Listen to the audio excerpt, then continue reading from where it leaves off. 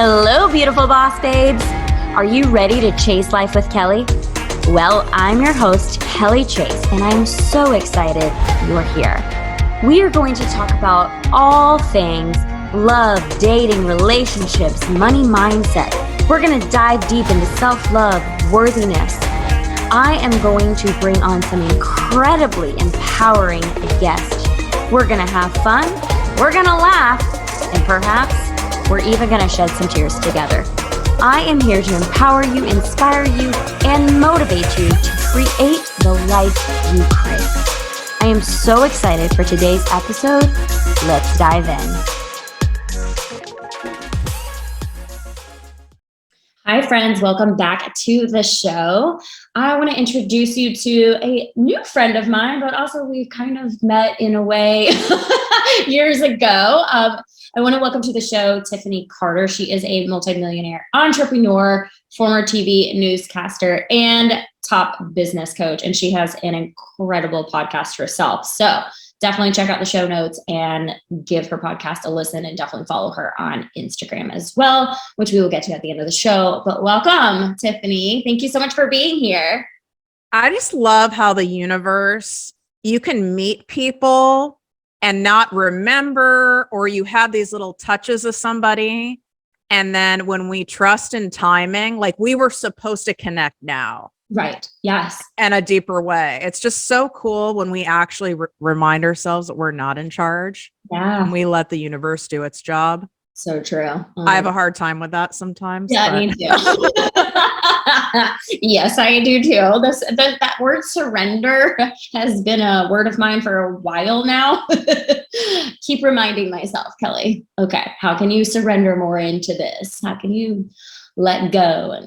Well, we do these half surrenders, as I say, which is not surrendering. Surrendering's all or nothing. Yeah. It's like having half faith. There's no such thing as half faith.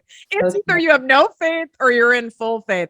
And the half surrendering is like one eye open, one eye closed. Like, well, I trust that I'll attract, my love of my life. And then you keep like refreshing a dating app to see like who's in there, or you keep checking your phone to see if this person has texted you or communicated, or in business or with money. Yeah. It's like you go and do the thing and put the stuff out there, the post, the podcast, the business, whatever, your art, creativity, and you put it out there. And then you're saying you're surrendering and you're trusting in divine timing, yet you're a psychopath and like refreshing the app to see how many people have like, how many views you got on TikTok or Reels. Right. Yeah. We have such an anxious attachment style to things. It's needing that external validation to fill the lack of self-belief. And it's very dangerous. It's a dangerous cycle. I see it with most of the people that, I coach. And I've done a lot of work around this, is like, you go to launch something, or even like with a podcast, or even like with your episodes from the season that you were on. It's like, okay, like what feedback I'm getting from people? Like, what are people saying about this? Like, how many new followers do I have? Like, how many people are liking me? And it's so dangerous to depend on it, because it's like a drug. It feels really good when the shit's flowing.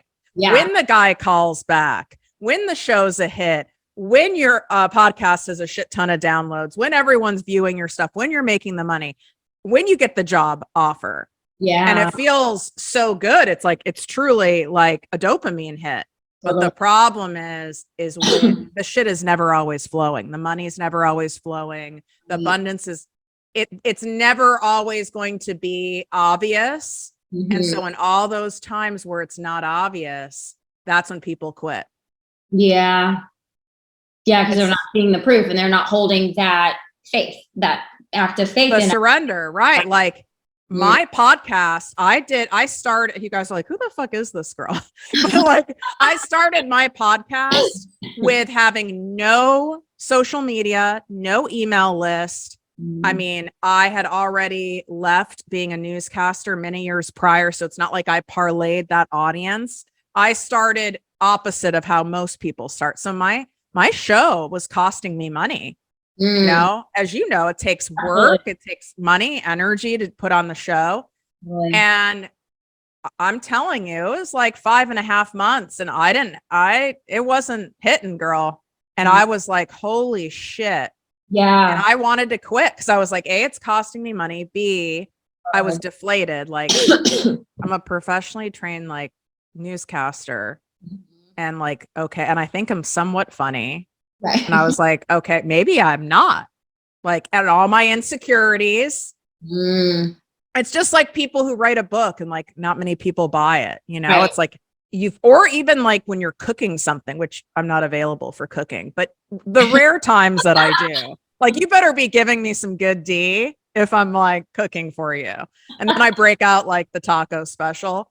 But like, if I cook something, like, you know, you wait for like someone to take a bite, like, God, I hope they like this. Yeah. Good. You know, and it is so sick. And it makes more people quit because you're not always going to get the response. And the more attached we are to getting the response, the downloads, the external feedback, the text messages, all the money, all the things, the universe goes, that's fun. She's really attached to this. So now we're going to teach her a lesson and make her fucking wait and sit in the dirty diaper until she surrenders. Yeah. I've been there. I've sat in that dirty diaper quite a few times, I feel like. Oh my gosh. Okay. So let's rewind. Tell everybody who you are, where you were a newscaster before, but what is kind of like your journey, childhood, like what'd you want to be when you grew up, kind of thing. Like, yeah. My story is truly like a multi-part lifetime saga. So you can hear all the details of it on my show. I don't want to like take up all the time here with that because it's also heavy. So I grew up on the outside. You would have looked at me as being the most privileged kid there was. I was probably the second wealthiest family in an already like wealthy suburb. Mom, entrepreneur, went to Harvard, raised by, you know, a single mom with a bevy of men coming in and out. Only child. I only have one living relative to this day. My dad died right before my 25th birthday. My mom is a narcissist. She's very sick. And it was the house of horrors inside my house. I was sexually abused from the ages from 11 to 21 years old. My mom was aware. My mom pimped me out, bought me the outfits. If you remember stores like, do you remember like Contempo Casual or like Wet Seal? Wet Seal, yeah. Yeah, I think it was like Wet Seal. Yeah, like where they were like cheap and it was like a Forever 21 back in the day. Oh, for sure. Yeah. And she would buy, like, I would be wearing like micro mini skirts to middle school. Like, and of course I was like, then I was called like a slut because that's weird. And I was, I was sexualized early. When she would have client parties at the house, I was the cocktail waitress and dressed as such at 11 years old.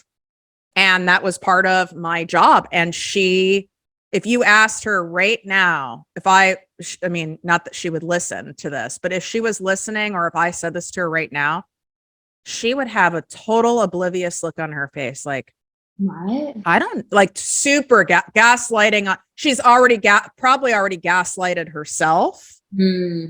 But it's like super gaslighting. Like, it's not like I've ever gotten closure or an apology or anything like that. So I had no self-worth, but some of you guys might know this name, Deborah Norville, who's the host of Inside Edition for like 500 years. She's like the Vanna White of like, you know, kind of TV entertainment news. She came and spoke at my middle school when I was in 8th grade and like arrived in a limo and had like a cute skirt suit and was so lovely and captivated everybody, including like, you know, the teachers, especially the adults is what I was always looking for because I was so hyper vigilant from being, you know, an adult child in a dysfunctional family. And I was always scanning constantly, the room. And I was like, oh my God, they listen to her and she's a truth teller. I want to be that. So I wanted to be a TV newscaster from then on. And I was fixated on it. That's all I focused on. I went to, Emerson in Boston. I made sure I went to broadcast school for it, worked for NBC, CNN, had a nationally syndicated show on CNN. I was broke as fuck. Like people think like you're on TV, you're making money. And I laugh like, no, I would like to think that's true. It's a very small percentage of people who are making money and the rest get like scraps. Yeah. And there's a line of people who are willing to take your job for it. I almost had a full blown meltdown on the news, and thank God. And the universe was protecting me. Thank God I quit. I quit a highly coveted morning news position, 4 hours of airtime, like the whole like banter morning news, all that shit. I had fake glasses because they needed it. Yeah, I had the fake glasses to look smarter. And I quit. And it wasn't like a 2-week notice. Like I quit, which is you don't give a notice and like that's in your contract in news. Like you don't get to just do that. But I was going to have a nervous breakdown on the air because I had stuffed that abuse. I was being abused still. I started as a TV newscaster at age 20. Okay. I got hired by NBC at 20. Remember, I was being abused through age 21. I was being abused while I was on the air. One of the main perpetrator would fly out and visit me. Wow. And I was so conditioned. It was so, I knew it was sick. I knew it was wrong, but I also didn't feel I had a choice or any other way. And I just suppressed it. Mm-hmm. And of course I slept with my news director, as one does. Mm-hmm. as one does, who had no self-worth. Right. And thankfully I had that relationship with him because he had a master's in psychology, very, very well read. And and you guys have to read this book if you have fucked up parents. It's called Toxic Parents. It's a great book. Okay. And he had the book Toxic Parents and he had it highlighted and underlined and open to like a certain section for me to read. And I was like, almost like, it's like pouring hot water over an ice cube. And I was like, oh my God, like I couldn't be in denial anymore about what happened to me. And I just started unraveling. Wow. I couldn't hold that like false self. It was totally fake confidence that I had. And I couldn't hold it together. And then all those eyes on me on TV. And like, when you're a newscaster, especially when you're a newscaster in like a middle market, it's not like you're in New York City. I was in like Washington, it was like a middle market. You go to the grocery store, like you're famous, like you're a local celebrity, like there's no escaping people. And I have a very unique tone to my voice. And so it's like, I talk and someone will hear me across the room. Like apparently I don't know how to whisper. I couldn't hide. And I know you get this as a fellow survivor. Like I wanted to hide. And not only couldn't I hide, I thought everyone could see the damage, the trauma, the shame. And I would be profusely sweating under that blazer. I was like, I cannot be on the air. Yeah. And so I quit. And then I went into the corporate world. Like a lot of my friends were in pharmaceutical sales and had like a company car and a laptop and like an expense account. And I was like, I could do that. And it's not on TV. Yeah. Like there was no way I was doing anything on TV. Like I did not want to be seen. But before I did that, you want to know what I did?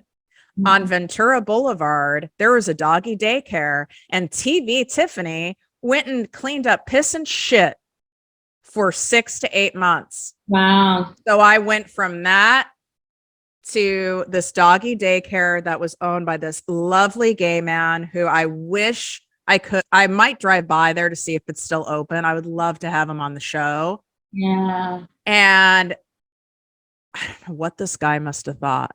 Like, can you imagine? Like, I thought, oh, I'm going to go and be with fuzzy animals. I love animals. That's safe. I thought I would be like playing with animals all day. I didn't realize like you're basically cleaning up shit and piss. But I wasn't even sitting there going, I'm above this or anything. I was so low. That's all I could do. I didn't want to interact with people. I wanted to hide. And then I got into, as I thought out, I went to intensive outpatient therapy for sexual assault survivors. Thank God in LA at the time, I'm sure that I hope they still do now. Now I donate a lot of money to building safe houses for women and children who've been sex trafficked. But this program I was in, this would have cost, rehabs are freaking crazy. They're like hundreds of thousands of dollars of treatment that I got for free. Wow. Thank God. What a blessing. I mean, art therapy, every form of therapy you could imagine. And that definitely saved my life. And it was safer for me to be in that corporate structure because there's the structure, right? I knew what was expected of me. I knew what I had to do to get the cookie, right? I knew what I couldn't do, which would be, I'd be bad. And I just liked having that kind of container. And then I climbed the corporate ladder there until I was making them so much money and getting like, a sliver of it. Right. And I was like, this is crazy. Like, I can't keep this going anymore. I became a workaholic. Yeah. Yeah. And that's a real thing, you guys. Like, there's a 12-step program for it. Like, I'm literally in a recovery program now that I'm still in for 8 years now for workaholics. Also like people who use like relationship, like love addiction, and an exercise addiction, which is a form of an eating disorder. So I just picked addictions in order to numb out that people glorified me for. Oh my God, you have your shit together. Yeah. Oh, you won awards. Oh my God, I wish I could be so disciplined and work out like you. Meanwhile, I was running so hard to not feel, even though I was in therapy. Right. I'm not knocking therapy, but like I was in therapy 1 hour a week. Right.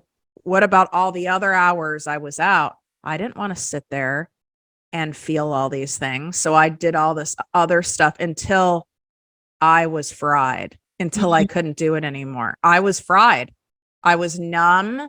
Every day was the same thing. There was nothing left. I was exhausted. And I was like, there's gotta be more to life to this. And so during like the first like real true, I guess you could call it, like it's more than a recession, when the big crash happened, that's when I started my business, where most people, you would think that'd be stupid. No, in fact, that's actually some of the best times to start a business. That's when millionaires are made. And that's when I did it, where it took me 6 months. So I did it on the side. Right. And I built that up and I left. I didn't know what the hell I was doing. Yeah. But I knew it didn't serve me anymore to be in that regulated environment. But it did serve its purpose for a time, because there is a safety into it. So I understand why people like kind of feel trapped by that machine, because it does give the illusion of safety. Yeah, absolutely. Having your own business is pure wildness. Yeah, it is. Yes, it is. Yeah, our stories are very similar. Oh my gosh. Because that's so true. I mean, I just wrote down avoid to like feel, meaning like to. It's because that's exactly, I mean, as I said on your show too, that just came out, I was like the workaholic. I was like so in that avoidance of everything. And granted, I wasn't going to therapy. So it's like I was constantly just doing everything and anything to avoid, but I didn't know that connection. Like I didn't yeah, it was subconscious, right? Yeah, it was subconscious. I was just doing the things. And then I'm like, what is life what is life? I think there's no purpose, there's no passion, there's nothing. I'm literally going to a 9 to 5 for a freaking paycheck every day. And like, that's it. And like, what is like, there has to be more to this. And that was like the biggest wake up call for me. It's like so many things were just going in these continuous cycles that I was never getting off the hamster wheel. Never. And the only time it looked like I got off were these moments of like when I would take an extravagant trip or go get obliviated at a club, where, or go to Coachella or something like that. Then I was like, I'm alive. Yeah, totally. I felt like alive for that time, but I was really dead inside. Yeah. So in order for me to feel alive, or when I would like be in a new relationship, as we talked about on the episode you're on my show, that freshy high. Mm-hmm. I think that's why I became so addicted to that freshy high, because it did make me feel alive. Yeah. Like that oxytocin high, like I felt something where it wasn't just the same going through the motions. I mean, my schedule was, it was like that. I did 2 a days at the gym. I mean, 2 a days, like 6 days a week. And then I worked, then I had to work at night, because you also have to entertain these clients at night. All my time was filled. So I had no space to be in stillness. Right. Even my workouts, there's not a chance I was going to do yoga, honey.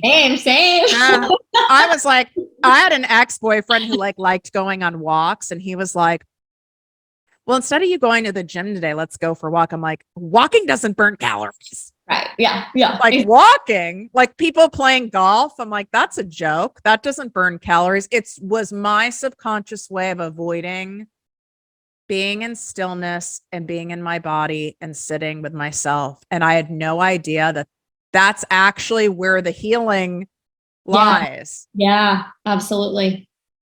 And I didn't want to be there. I remember when I started like really thawing out and was, allowed myself stillness. And I noticed this tree in my neighborhood. I was like, this is a gorgeous tree. And I was like, that's weird. And I said, maybe they just planted it. And I said something to one of my neighbors who'd lived, in that community for a while. I go, God, this tree is great. This wasn't here before they moved it, right? He goes, it's been here since I've lived here. I've lived here 30 years. It was like literally like 2 steps from my house. I never noticed it because I didn't notice really anything around me. Totally. Isn't that wild? It's really, it's insane. And I'm sure you're like this too. Now I can see it even through social media. Yeah. I can see it when someone else is the old Tiffany, when they're in that spot. And I have so much compassion. It can also be triggering for me. So I'll have to like mute some people, even people who I'm friends with. But I see a lot of it. I feel like there's an epidemic of it now. Yeah. Oh, for sure. Because now it's like, oh my, thank God I wasn't like super into the social media thing. I mean, I had like LinkedIn. I made a lot of money off like Facebook. I did like reselling and ad targeting and shit like that. That was part of my other business. And I did that stuff, but I wasn't someone who was doing all like the vanity posting. Yeah. Thank God. Because that stuff would be all I would have been Polly the influencer. Yeah. With the private jet, I would have been that person because I had no self-worth. It would have been fine. They would have been entertaining to like look back, but I would have been for sure that person just desperately seeking external validation to know that like I'm okay. Yeah. Oh yeah. How do you now when you have clients that come to you and they're in that boat, in that position, and you see that, you sense that, that about them, they tell you they're struggling with that. How do you coach them through that and into their loving themselves and knowing, hey, it's all inside? And what's interesting, and given that I'm a business coach, a lot of people assume like, okay, so that's like what you mainly coach people on. But like I said to you before we started recording, you can't out strategize a broken mindset and internal system. So with everything I do with people, we have to combine the mindset work, the inner healing work with straight up cash making strategy, because you'll sabotage the strategy if we don't do that stuff. And it always comes up for people, I notice, in the like one of my main programs I do is a 2-month program. It always comes up for people when we're done with like the planning phase, the brainstorming phase, the creation stage, and now it's time to like put the podcast out there, sell the thing, right? Like press publish, all that stuff. That's when everyone's stuff comes up. I always can feel it coming.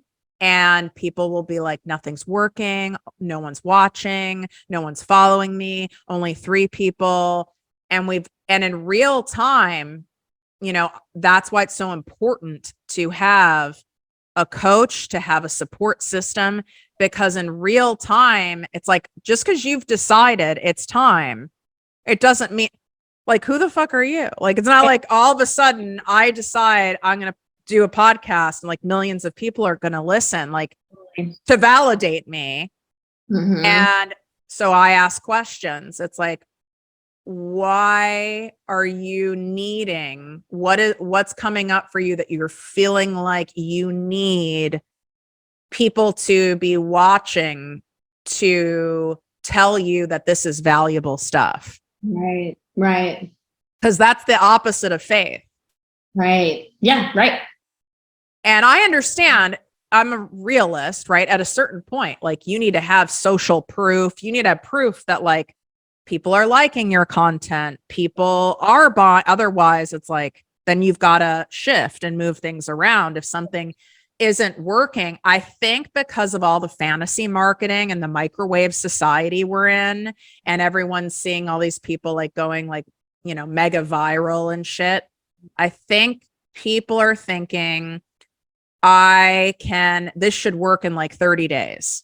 Right. Right. You know, I should get this in 30 days. There's this expectation, or if it's really good and if I'm meant to be doing this, I'll make money within 30 days. And it's like, it doesn't work like that.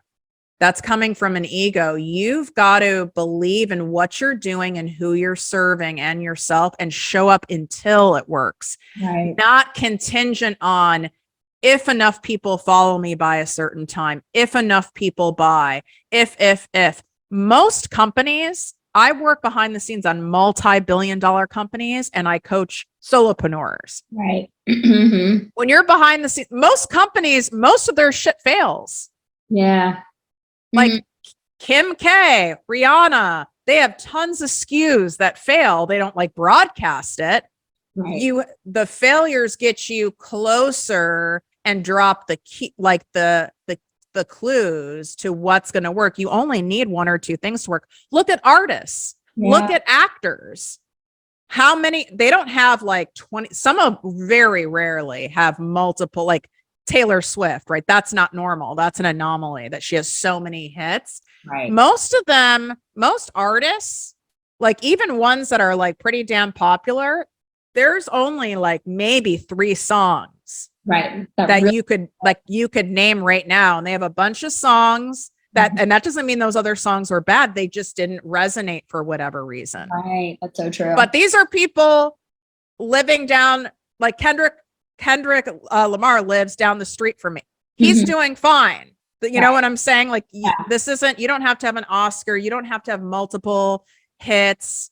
True. You can have one thing that works and do really, really well, but people don't have that palette for things not working, because then they have no internal self-belief. It's like, well, this didn't work. Fuck this. I did all this work. I put all this energy. I put all this money and this didn't work. So I'm not going to do it. That is not how it works with business. Do you think that Sarah Chick who started Spanx? Right, Sarah Blakely, yeah. Right? Like, do you like how many no's did she get? Like the 50 Shades of Grey lady, she got rejected by most all publishers. Like she kept going until it worked. She believed in herself and believed in the vision enough that I'm going to keep showing up until it works, not contingent on getting constant fucking proof. And I get it. I want it. My ego wants it too. Totally. Who doesn't? Yeah, absolutely. Same. I mean, I love that. Like, I love having, $100,000 weeks and, and I do get a high. Of course I'm excited and all of that. Totally. But on the weeks when that's not much is coming in, well, it's how you show up in those weeks that determine if you're going to be successful. Yeah. It's when the guy doesn't call back. Right. It's when the friend forgets your birthday. What happens? It's when you don't get the job that you wanted to get. That's what determines your success, because all of us do great when all the things are happening. Yeah, that's so true. Yeah. I love that. Like, it's all just like sinking in right now with me. I'm like, yes. It's so crazy too. I mean, obviously, my journey and just like where I'm at with things. Just recently, by the time this podcast comes out, I'm like everyone, I've recently started a new job, and it's just, I will raise my hand and, be transparent in that sense of like, yeah, it was those times as to like how I was or was not showing up in the moments, in those months that I felt things were not working or things were just really chaotic in my head. And that was like a true reflection, because that was what was going on. It's like so much chaos going on inside of me, probably comparing myself to like where others were, all of that. And it was like, that's why, like, whenever anyone's like, well, why don't you think your business has been, where you would like it to be, kind of thing. I'm like, well, I know why. It's Kelly's brain. It's my mind. It's all that. It's everything. Like, honestly, earlier today, even I was like, I almost wish that I could mute, not unfollow, but literally, and I could do this, but like mute everyone that I follow on Instagram. They don't know they're muted. I mute. Yeah, I have a lot of people muted. And I mean, I'm like, I'll tell certain people like, I've muted your ass. Like, that's just my personality. But like, no, I have a lot of people muted. Yeah. It is. I've been doing an experiment with myself, because I can fall into the comparisonitis. Like, I've always been that way like I've always been that way as a product of, growing up with the trauma and having PTSD, like, because I would look at other people and study them to know like how I was supposed to like behave and act and what's successful and what's, I mean, I had no idea what I was doing and I didn't have modeling. So that's what I did.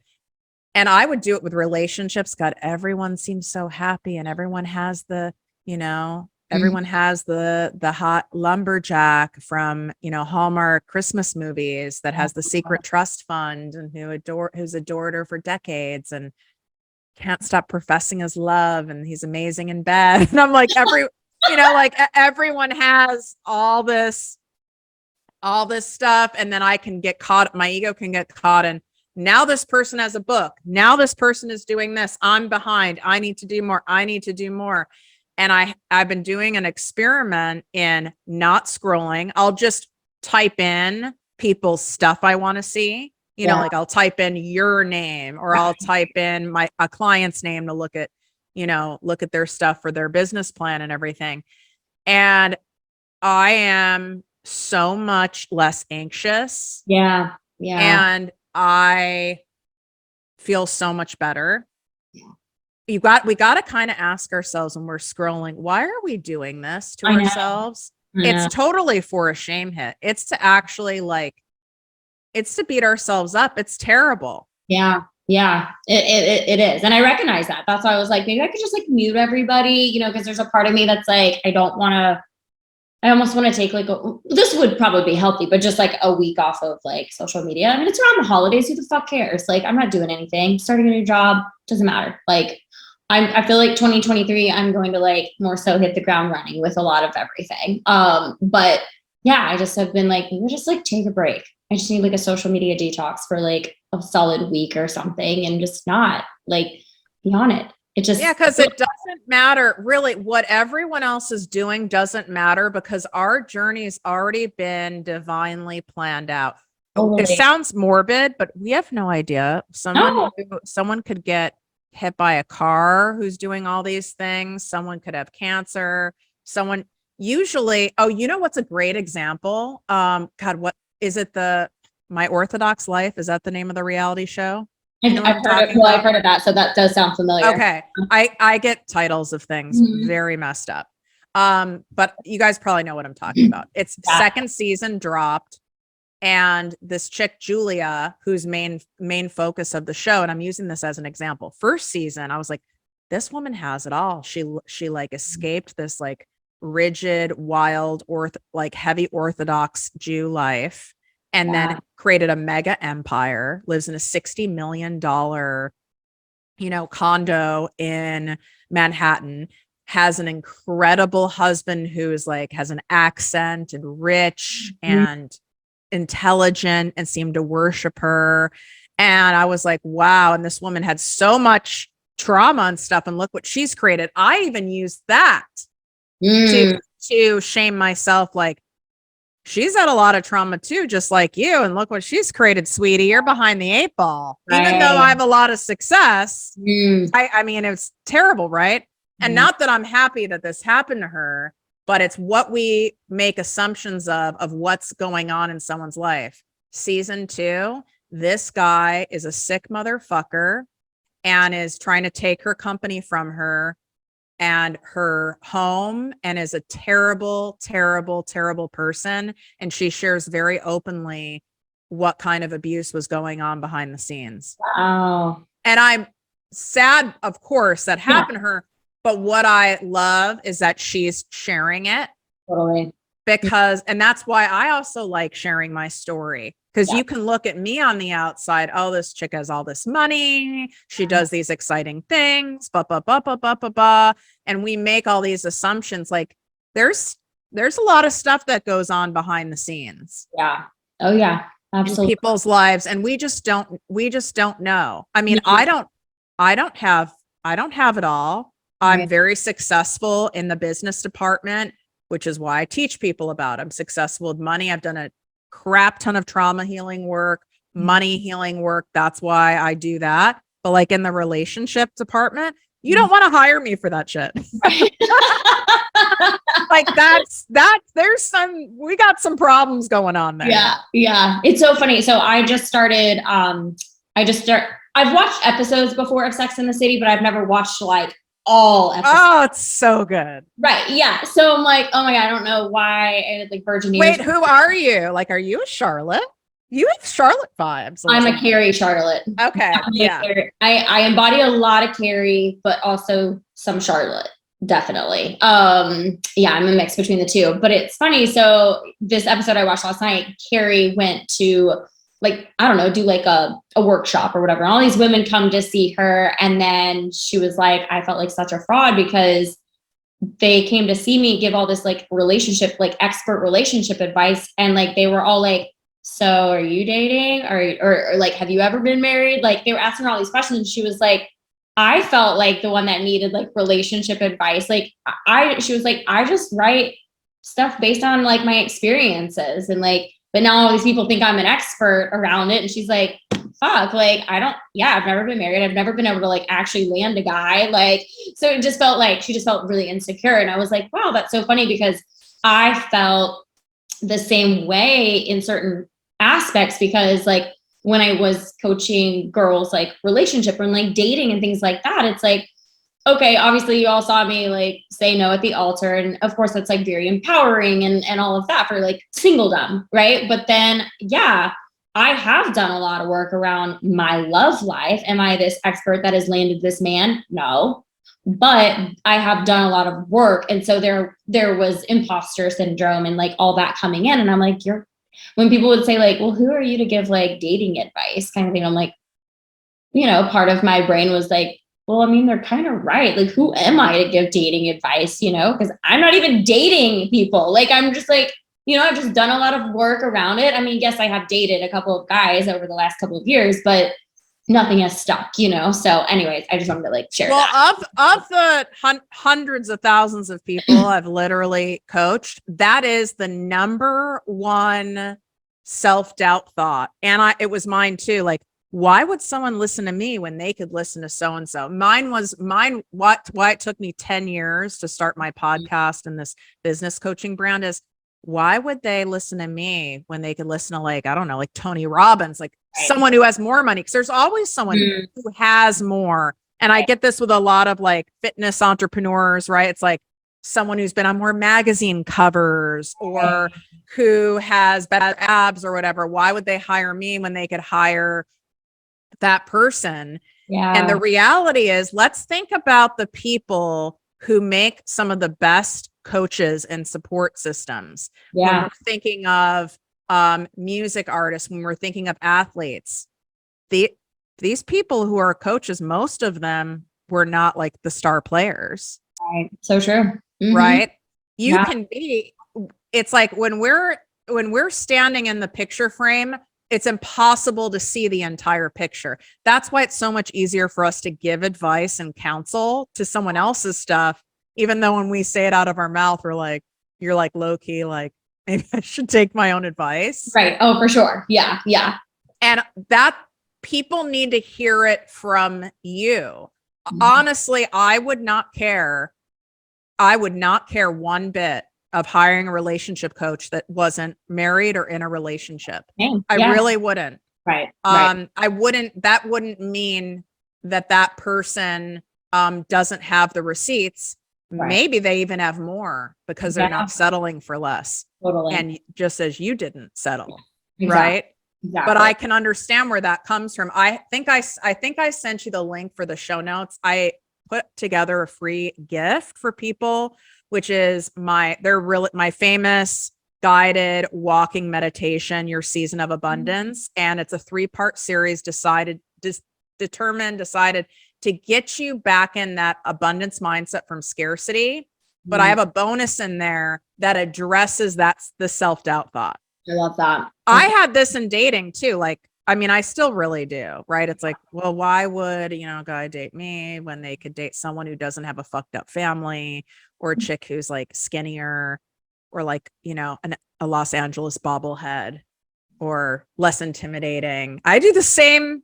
Yeah. I do the same stuff. And the reality is we're meant and specifically designed to help certain people. It's already been planned out. We just get in the way. Yeah, I 100% agree. And that's what happened over the last year and a half. It's like I would be in the flow and I would help and I'd work with women, and then I would like do something and my mind would be like,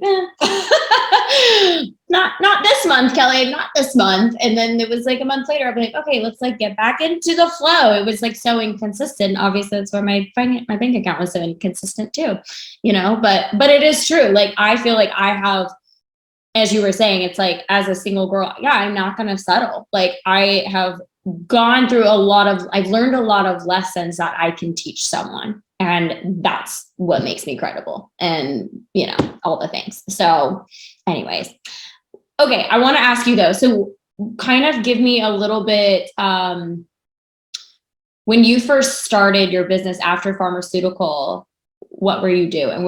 Did you go straight into like business coaching? No, I didn't. Okay. That wasn't even a thing. Like, the only people who were doing that were like these like old white male executive, coaches. There was not a boss babe was not a vibe.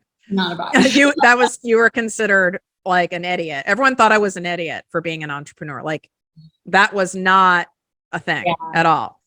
So what I did is I parlayed my already built up connections and contacts in the pharmaceutical, medical, and health field. Mm-hmm. And what I was already doing for free for these people to build rapport and have great relationships in order for me to like sell more prescriptions, basically, is I was helping them market their practices and get more high-end patients, more ideal type patients into their practices, and find other ways for them to become more well-known, because doctors, obviously there's a lot of competition in those specialties too.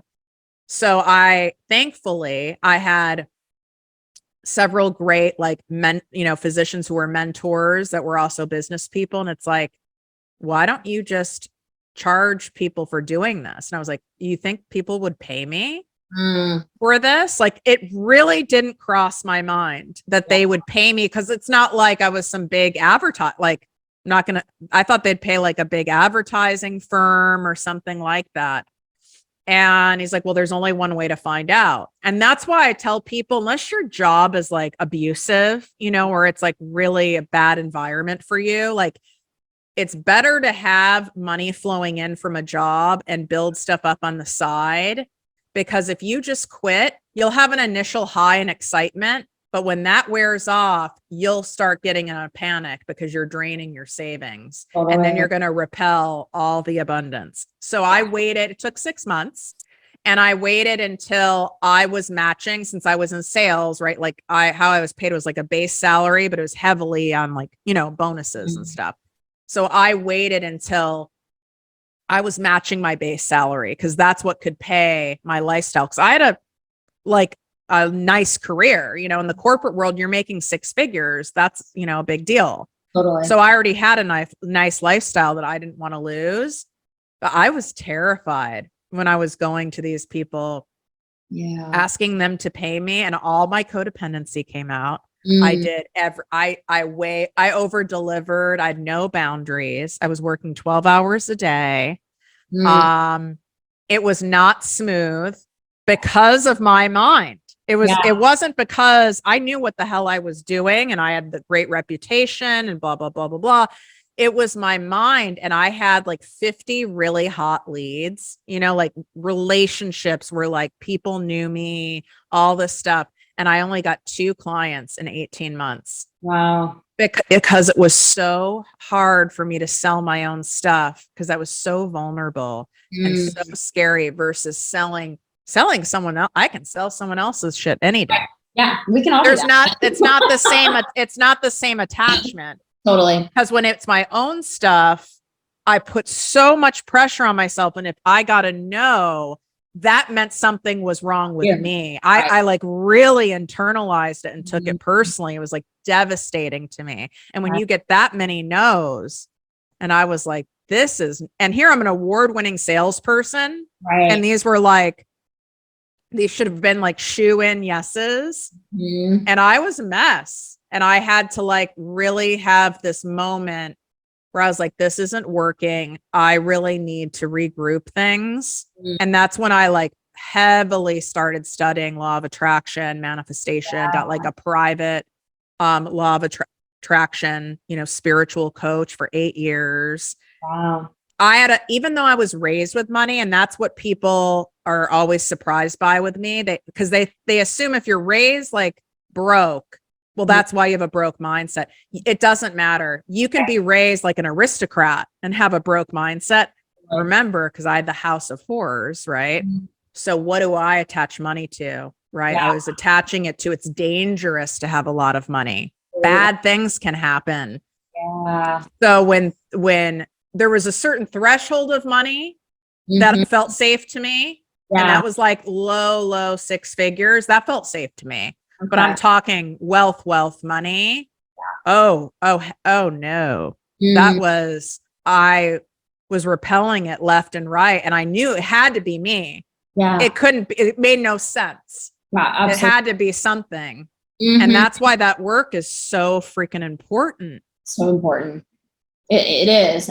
And it's interesting you say that too, because like, just like a story, a family that I knew was asking them like about what their relationship was to money as well. And because they grew up, in, I guess, like maybe like receiving gifts versus like a hug, that kind of thing. Like it was always like, now it's like money doesn't, like they fear, they push money away because of the fact, well, money just bought me gifts. It doesn't actually buy me the love that I was like really craving and needing as a child, kind of thing. So they're like very fearful of like having more money because of that. And I was like, that's really fascinating too. And it's actually been two different families, two different clients of mine that had the very same experience. They're like, yeah, I just yeah, of course I want more money, but I know that doesn't equal love, kind of thing. It's almost like then they start associating money with it being empty. Right. Yeah. Or being more money equals less love. We really twist these things and internalize them. And a lot of them are buried. That's why I always say you can't figure this shit out on your own, and you can try, but it's not going to be really effective. Yeah. It's buried in there that we don't even realize it's buried. Yeah. Oh yeah. How it shows up. You know how you know if you have money issues? Look at your bank account. Yeah. Yeah. Absolutely.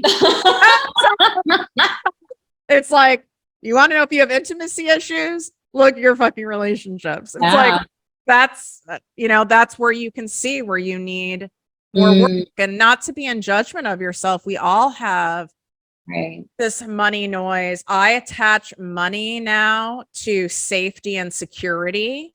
Yeah. So when I'm in my like codependency, if I don't see a certain number in my various like bank accounts, my nervous system is like, red alert, we're not safe. Go make more money. And then it can ignite. If I'm not managing myself daily, it will ignite my workaholism. Right. And then what will happen? You know what happens with that because you've done it. Then we get exhausted, we get burnt out, we get resentful, and that's not cute. Exactly. What are some things that you do on a daily basis to manage that, to stay regulated and not go into that like freak out, lack, needing, grasping mode? My priority first and foremost is my like spiritual contact with like, I believe in all the things. Like I've got God up there. I've got spirits. I've got angels. I've got the universe. Like we got a whole committee, my higher self. Like that's my number one priority. So I do like the abundance walks. That's that freebie that's in the show notes, you guys. So I really do those. I didn't just like share those like to tell you to do them, and I don't. And even if it's a walk around the block, so it's a way I ground myself. Right. I do daily readings. Like I have daily readers and there's ones that are spiritual. There's ones for everything. You can like literally Google it. And I'll read, it's just one page and it's tied to whatever date it is. And I read those to ground myself. I'm someone who needs to have like quiet time. Maybe that's why I don't have kids, but it's like, I have to have quiet in the morning. I need to have a moment. So I now at the beach house I'm at, I'll walk to yoga. It's like a 20-minute walk. I go do yoga. I do not start working. Sometimes I'll start at 11. Usually I don't start until noon every day. That's what I mean by my priority is on my wellness mentally and physically, because if that is not on point, I'm screwed. Then nothing else matters. Then it'll take me 10 times longer to get something done. Then I'll just start repelling things. So that's my main focus every single day. It's my number one top priority. And now I try to add at the end of the day, even if it's just 3 minutes, to relish in what I have.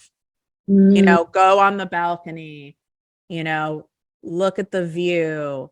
Even if, I didn't have, at this point where I'm at, I have all these like sexy things externally. But like even before I had this, I would even go and pull up my bank accounts and acknowledge what I have in my account, or maybe with people in my life. Like, even if it's just 3 minutes, taking a moment of like sitting in the abundance of what I have, maybe where I live, that I'm alive, that I feel a certain way, my dog. And that just calms that nervous system and helps keep that like scarcity, insanity at bay. It's always there, you guys.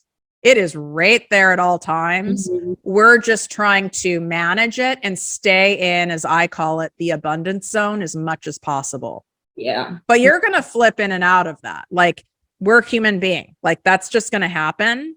So your job is to be disciplined enough and prioritize enough to stay in that zone as often as you can. The more you stay in it, you'll see the results of it. But most people blow off this work. It's like stretching at the gym. Right. Most people blow it off until you like tear a hamstring. Right, exactly.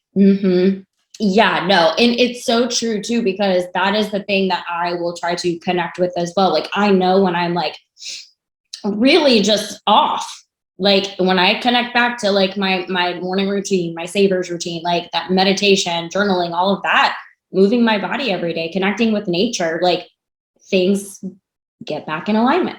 They just always do. And as you were saying, like even in the evening, the nighttime, maybe like writing a couple of things that you were grateful for, like things that went well that day, or even things that you just need to reflect on at the end of the day, just to kind of like, okay, this is okay. Like and just like recognizing like the parts of us that may need a little bit more comfort, a little bit more nurturing, that kind of thing. And just being able to have that awareness, I think it really is so powerful to keep you in that alignment or redirect you and help you really grow. And that was like something too, one of my mentors had said one time. She was like, the more self-care that you do, like we always think it's the opposite, you know, we need to like work hard and hard and harder, harder. She's like, but the more actually self-care that you can do, the more, you know, happier, like the happier you're going to be, the more at peace, the more, you know, quote unquote successful, whatever that definition is for you, you're going to have that. The more that you tune into you, because you're connecting with your higher self, you're connecting with all those, your committee at that point. Yeah. And it sounds counterintuitive to what most of us have been fed by the machine of life, right? Like you've got to sacrifice if you want to be successful, and you've got to do more, be more, work harder, stay longer. And so to do the opposite can feel very scary, anxiety provoking, and unsafe. Right. Because it really is less is more. Yeah. Yeah. And that was wild for me. I was like, less, I'm going to end up on my 600-pound life and living in a tent. Right. Like, I can't, that's not right. going to happen. Like, okay, Tiffany, let's not go black and white. Like that's extreme. Yeah. Like, calm down. Like what we need to pull back in order to spring ahead. And we forget that. And because we really think that we've got to do more, and that's not the answer. It's like contrary action. Yeah. Oh yeah. It's so true though. What was I know that you had mentioned something to me, like that you had accumulated a lot of money and then you got into the behavior of giving it away. What can you share about that story and how you were able to work through that? Yeah, this is wild. So I had a goal that by the time I was 30 years old, I would have $1 million in the bank. And being the good little workaholic that I was, I saved, I said no to like girls trips. I didn't buy True Religion jeans for $400. Right. You know, like I saved, I worked my ass off. And by the time I was 30, I literally had in my bank $1 million. And I had a few seconds. I remember exactly where I was standing in my luxury townhouse in LA at the bar countertop and looking at the account online. And I was like, wow, that's pretty cool. I did it. It was like it was literally a few seconds. And then instantly I felt suffocated. Like suffocated with burden, suffocated with pressure, discomfort. I was like, oh my God, like, who are you to have all this? Yeah. There's so many people suffering. There's so many people struggling. There's people, you know, there's people you don't know.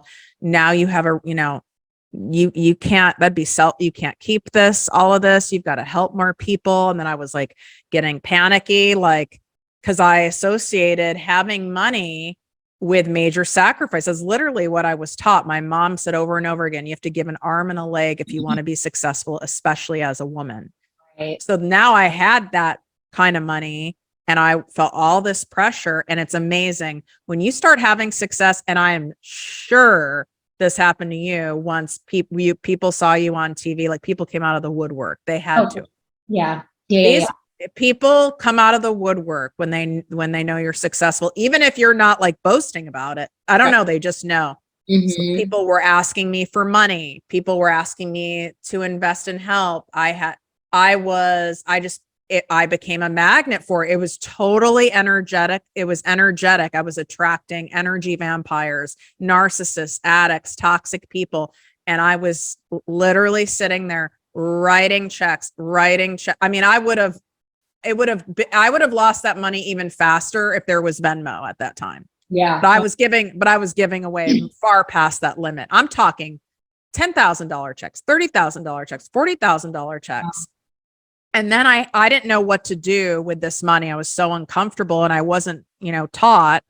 So I went to one of, a highly respected like physician client of mine who I knew had a lot of money.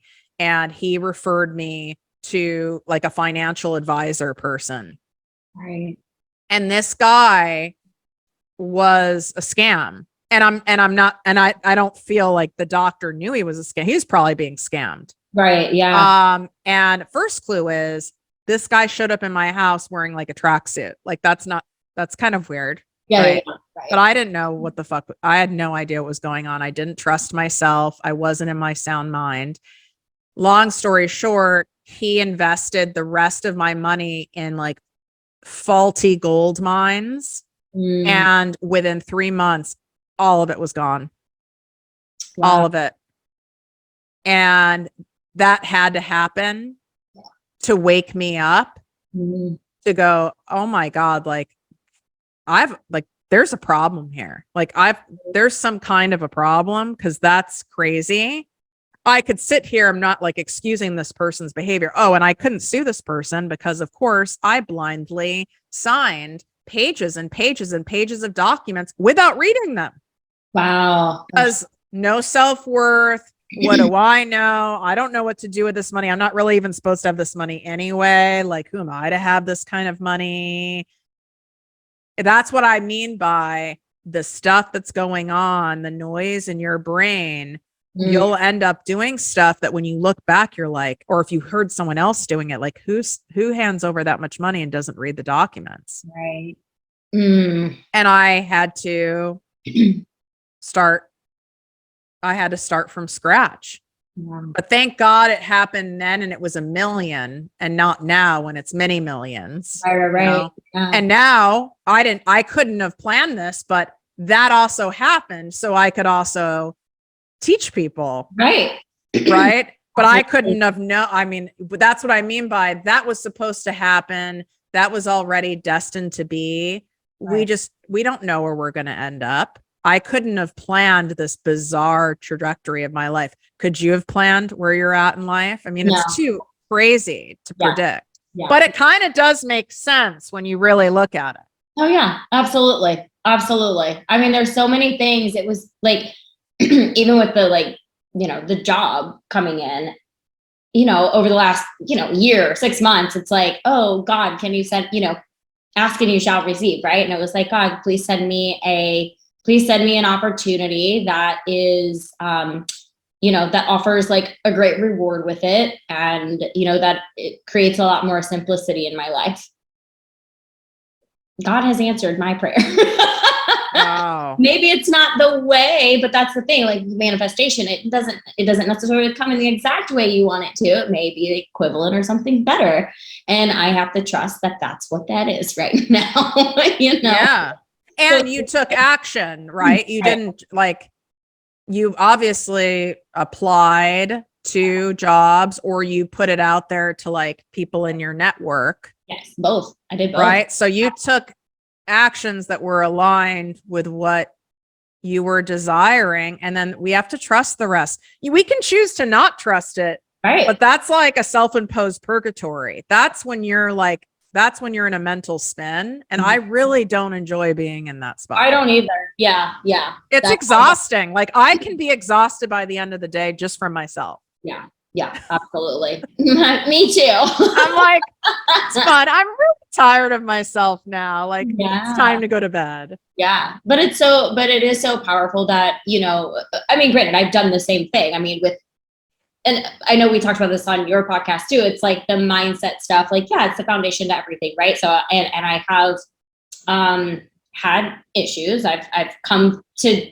challenges. I've had challenges and then I've overcome them in different areas of my life. Like, I mean, yes, I've been in a similar situation before as like being in, not financially sound as to like where I want to be, but I've done like money work. Right. And I know that I have to like take actions in order to like make things happen. Right. So the mindset plus the strategy and everything that we're doing. Relationship, there's a strategy to certain thing. There's actions we need to take, but there's also the mindset that we need to like work on and communicating and all of that, with everything.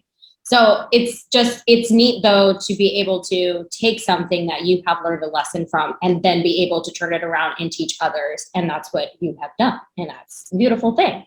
I love that. Thank God. Thank God. Something came out of it. Yes. Because then I'd be really lost. It'd be like, okay, God, like, what was this all for? It's like,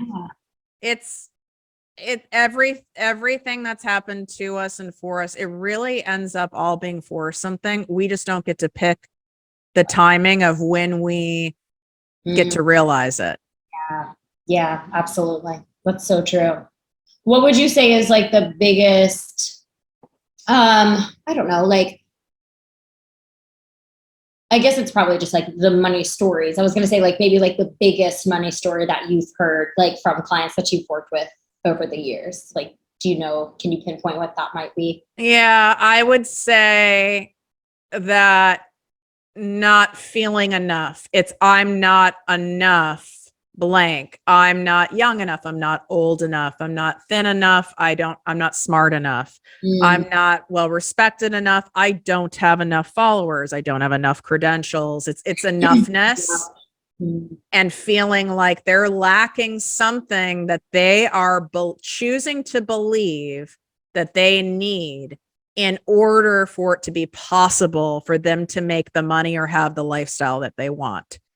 So when they're like scanning and searching, whether it's people they went to high school with, or like they're online or they're strangers or whatever, it's like, oh, well, she is more competent and beautiful. And if I had that confidence or if I had that body, then I could. Or, oh, well, they have, they just have like this extroverted personality and they really have their shit together and they're organized. And I don't have that. Right. And really having that attachment to, I don't already embody what is required and what is necessary in order to have what I want. That is by far the number one thing. Wow. Yeah, that resonates. Does that resonate, everyone? And the truth is that you really already do have all of it. What you're lacking is believing it's just as possible for you. If you don't believe it's just as possible for you to have the life I have, to have the money I have, whoever you're looking at, if you don't believe it's just as possible for you, that's what you need to work on. Totally. Because I'm not the smartest person in the room by far. I don't consider I'm like savvy. I'm definitely not book smart. I am not organized. I do not have my shit together. I'm not a type A person. I'm like a type Z. I'm not into the type.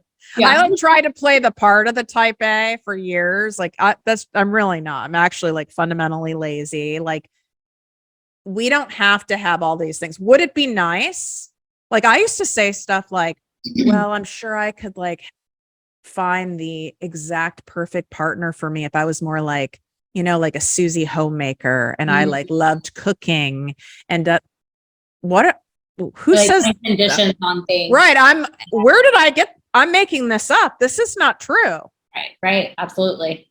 I mean, some of these things, they're nice to have, but they're not necessary. Totally. We just start building these attachments and then building stories. And then we start seeking evidence to justify our beliefs and have the self-fulfilling prophecy. And now we have an evidence bank stacked up of you don't have enough this. See, you don't have enough this. You're lacking in this. You need more of this. You aren't enough this. and we've stacked that up, don't we owe it to ourselves to at least put equal energy in looking at everything that we do already have and that we can do the damn thing? Yeah. Even if we just did equal energy, I think that's fair. Totally. I agree. Yeah. Use that same energy and create new beliefs that will create new behaviors. And then we're getting the results that we want eventually. Like not on our time ever, and not when we want them to happen. Exactly. Exactly. Like I want everything like yesterday. Well, that's nice. Sometimes. Yeah. That's so true. This will be my last question, but like, how would you say, have you felt a connection, I guess, between like your behaviors with money and romantic relationships? Oh my God. That can be an episode by itself. Yeah. Absolutely. It's like, I would say more so it's like business and then relationships. My codependency shows up in both in similar ways. I seek safety and security. Relationships, I seek safety and security with money and business. I'm not this like major risk taker. That's not I wish I was more like that. I'm not like that. I really like certainty, and I can get so attached to certainty that it screws me in business and in romantic relationships. Like I will stay with someone far too long for the comfort and certainty. Even if it's not serving me, even if it's not working. And I will, like, I'm the person who's like, you know, that expression, like loyal to a fault almost. Like I will do that. There's a direct correlation. It shows up in both places. And I use a lot of humor. I have to laugh at it because it's just insane. And I have to have people reflect stuff to me because I don't always see it. Yeah. But I can really get in my own way and in my own head of seeing the bigger picture of what I could have and really stretching further. I do the same thing in a relationship. I pick the safe guy. Yeah. I pick the nice guy. Okay. And I used to vacillate to the bad boy because then I was bored, you know, so I needed like some kind of charge. And then I'd say, oh God, I can't believe I did this again. Then I go back to the nice guy. It's like two extremes. Wow. Yeah. Interesting. Okay. And so with like business and money being safe, I guess, give me an example of that. So I have a book that is 70% done. Okay. It's been 70% done since 2020. Okay. This is fun. Okay. I have access to an editor. It's not like I can't say I don't have the money, I don't have the connections. I have all that shit. I will then convince myself that it's safer and smarter to dedicate my time and energy to continue building my programs, my offers, my podcasts, my stuff that I already have that is certain and proven and lucrative and feels good. And it's a pretty well-oiled machine, and avoid and procrastinate on the thing that, quite frankly, is the thing that's going to skyrocket me to another level. Right. But feels so scary and uncertain. Yeah. Okay. You just like, that just resonates so much because I'm writing a book. I don't know if you do that, but I've been sitting on it because like I'll do a writing sprint and I'm like, I'm writing some things, filling in some blank spaces and whatnot. And then I'm just like, my mentor, she's like, Cal, like an hour a day, sit and fucking write. And I'm yes, like, that's what people who've written books fucking say. And I was like, yeah, yes, I understand that. I understand the hour a day, but I can come up with anything and really manipulate and convince myself like why that hour or 45 minutes or even 15 minutes. Right.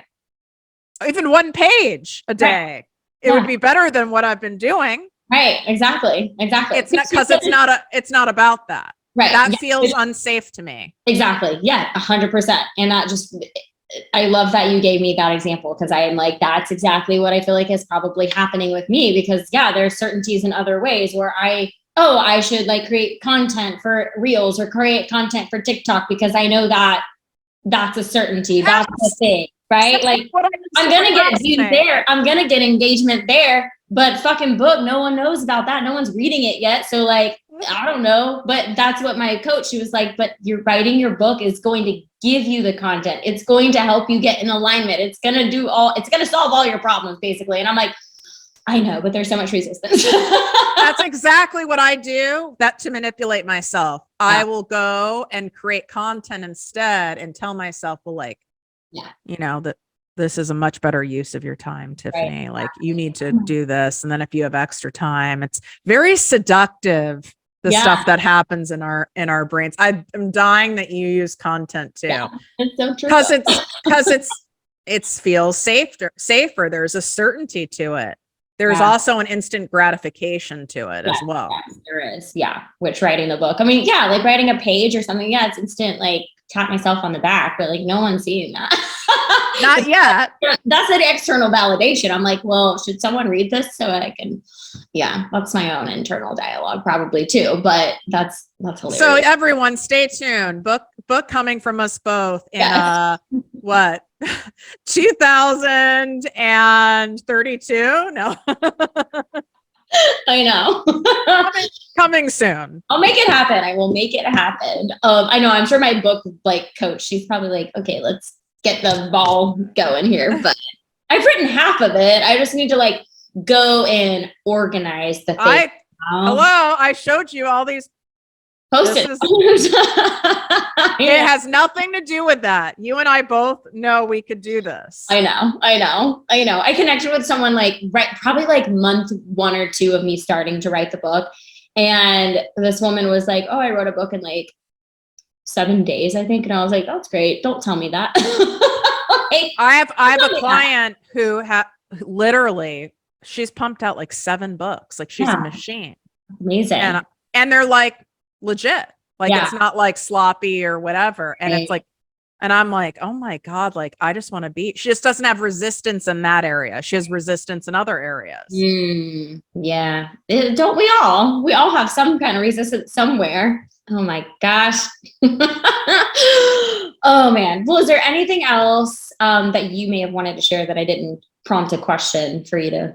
I would just say like, give yourself some discipline to fuel and feed your mind to be more in the abundance zone. Like download that abundance guided meditation walking series, listen to episodes of like mine and of Kelly's that are about that kind of stuff, like about abundance.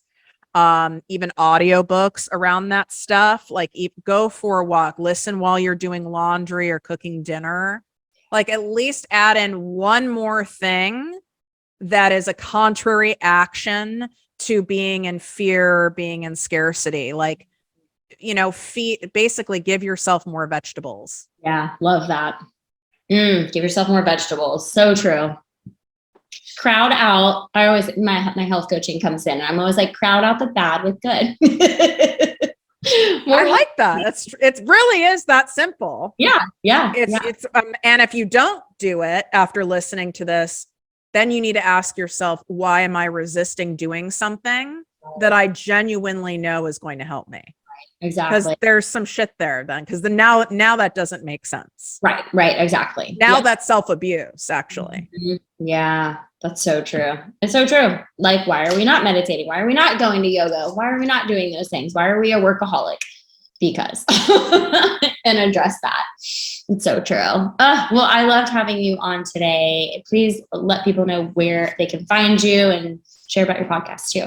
Course. Yeah. So swipe up. It's all in the show notes. I'm at Project Me, one word, with Tiffany. Main place to hit me up, I would say, is Instagram. You can DM me. It's me in my DMs. I don't use a bot. It's not someone from my team.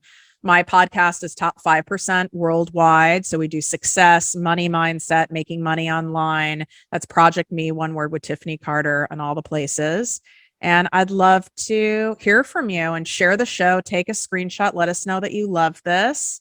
Yes. And let's connect and make a shit ton of money. Let's do it. I'm here for it. Thank you for being here. Thank you. If you loved this episode, please download, share, rate, and review. If you are ready to step into that next level version of you and grow your business and bank account, it's time to unleash your goddess magic and chase life with Kelly. You can start this epic expansion journey by diving into the Goddess Magic course bundle found at chaselifetogether.com. Please connect with me on Instagram at Chase Life with Kelly. Join the Chase Life with Kelly Facebook community and subscribe to my YouTube channel. Till next time, create the life you crave, babe, and chase life with Kelly.